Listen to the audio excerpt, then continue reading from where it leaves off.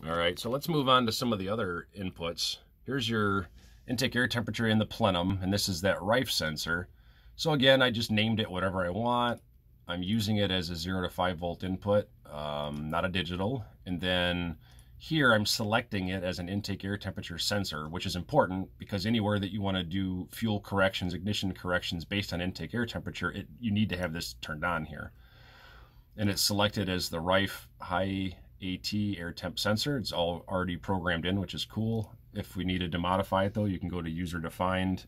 And when you buy temperature sensors, they give you known resistance values at a specific temperature. So I'm just going to go ahead and set this back to Rife high AT. And then there's filtering and stuff like that, but not really gonna worry about that. Don't need to. Okay, so now if I wanted to see what we're reading on that right now, I'm just going to search for the word air temp. So you see we've got 111 degrees right now. I don't have your sensor plugged in, but what I do have is this is the connector that it would plug into.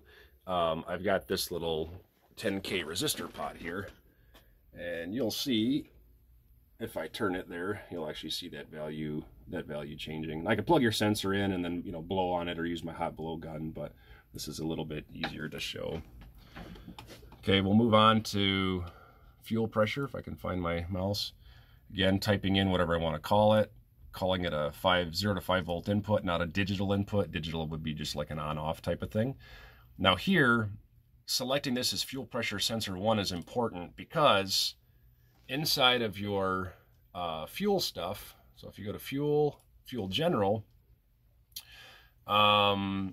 here you select some basic things about fuel injection here. So you're gonna 720 without sync sequential, staged injection that needs to be turned on.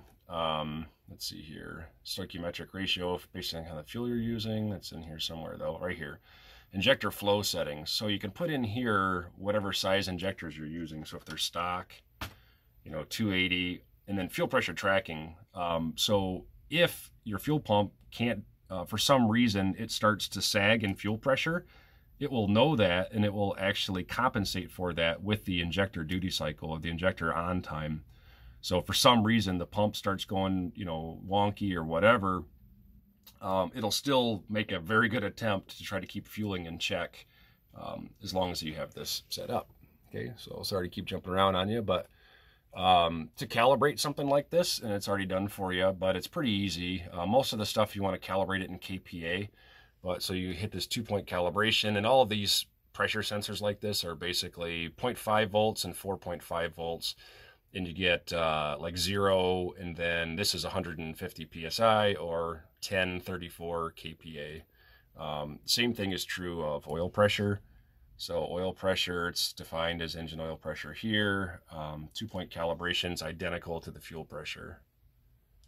Wastegate pressure is a little bit different. It's 0 to 100 psi. So again, it's selected here as external wastegate pressure sensor, which is needed when you do advanced boost control using that. 2-point calibration, it's 100 psi sensor or 689 kPa. Okay, then if you look, I've got all the other ones labeled as spares. So 5 or 6, 7, and 8, you know, are labeled as, oh, getting fuzzy there. Yosh blue black, Yosh blue white, and then the barometric pressure sensor. So all of those guys, you know, you've got basically 2 of them going to the Yosh connector, and then you've got 1 of them going to the barometric pressure sensor. The nice thing about that is if you don't need to wire something down the road, you've got a 5 volt and a sensor ground in this connector and this connector as well. So you don't have to go splicing in somewhere else to get your 5 volt and sensor ground source if you're adding like a laser wheelie sensor down the road, or that's probably a bad example because I think those are 12 volt excitation. But anyway, I think you kind of get the point there. Yeah,